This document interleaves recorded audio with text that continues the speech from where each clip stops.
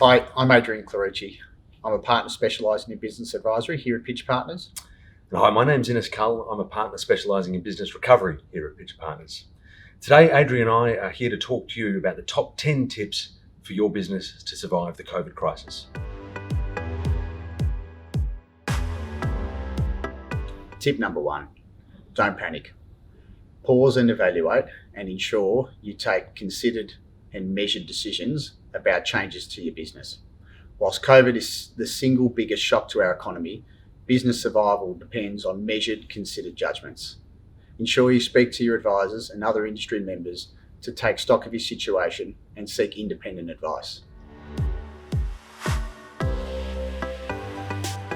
All right, tip number 2. You need to understand the effect of the coronavirus crisis on your business, and in particular, what it means for your business's revenue. The government has fired a bazooka at business to try and prop it up, and that means that there's a lot on offer. Whether it's tax relief, whether it's apprentice support, whether it's actual cash payments, you and your business are likely to be entitled to something, and it's important you find out what that is. Furthermore, nearly all of the banks are offering significant repayment holidays. You need to find out whether you qualify. Lastly, it's quite likely that you're going to need to tip money into your own business to prop it up during this time. If you're going to do so only after you've spoken to your advisors.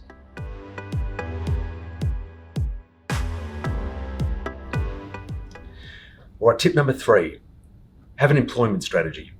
Your conversations with your staff are going to be some of the hardest yet the most important conversations you're going to have through this time, and you need a strategy on how you're going to deal with it.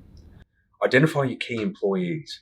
These are the staff that you need to survive the crisis, but more importantly, who are going to bring your business out of this on the other side. Know what you can and can't do. There's a lot of information on the Fair Work website about your rights, and if you need to, speak to a lawyer. In some instances, you may be able to stand down staff without pay, depending on your circumstances.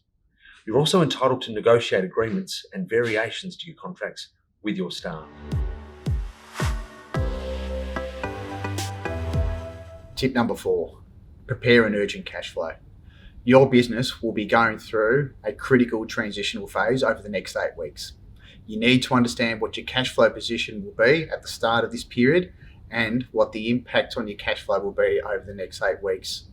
You need to get a strong understanding and a strong feel for the cash receipts your business is likely to receive, as well as the commitments that you've made to your employees and your suppliers. And at the end of it, what cash will you have at the end of this transition phase? Tip number 5, brainstorm your options. Speak to your advisors and your industry peers about the realistic options available to you. These are likely to not be options that will replace revenue, but may provide some new source of revenue and customers that cushion your business from the impact of revenue losses, and also may help you identify costs that are embedded in your business that you may either be able to reduce or at least defer.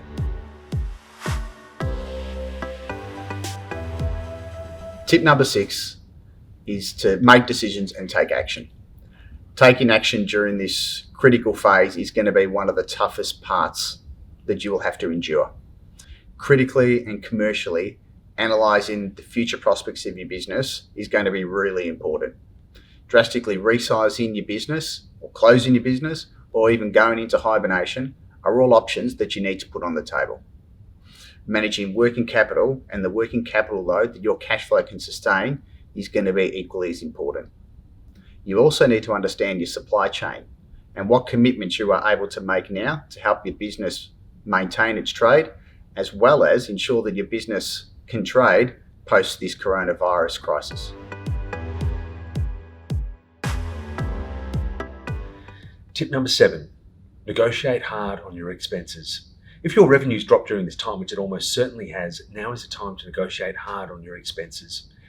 You're likely to be able to suspend payments to your lenders for 6 months. In relation to your rent, speak to your landlord. In relation to your debts, speak to your creditors. All negotiated outcomes need to be on the table. For rent, consider rent-free periods, deferred rent, or periods of reduced rent. In relation to your debts, consider instalment plans, debt waivers, or debt moratoria. Whatever you do, if you reach a deal on any of your debts, make sure that you document it and this can be as straightforward as an email exchange. Tip number 8, understand changes to the insolvency laws. The government has now announced some of the most significant changes to the insolvency laws we've seen. Perhaps the biggest change is that the provisions relating to insolvent trading have been suspended for effectively the next 6 months. This will throw business a lifeline to continue to trade through what the government expects is going to be the toughest time for this crisis. It is a time to act responsibly because wrongdoing will still be punished. There have also been changes to the ability of creditors to wind up companies and bankrupt individuals. The real effect of these changes is that debtors are going to have longer to pay their debts before creditors can take serious action, such as winding up a company or bankrupting an individual. It's important that you understand these changes. Tip number 9, communication. Communication is key, and the message you send to your people and those connected to your business are important. Communicate what you can commit to and avoid being vague or evasive. In the present circumstances, people connected with your business are more likely to be understanding if you don't know the answer to a question or you're unsure of an outcome.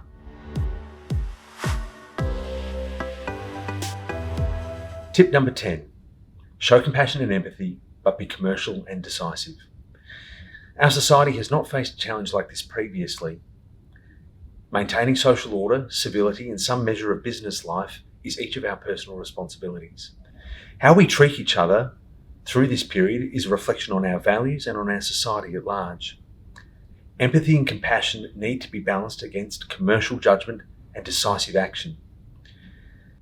Where commercial and decisive decisions need to be made, be mindful on how you deliver that message. All right, thank you for your time, and I hope you found those 10 tips useful.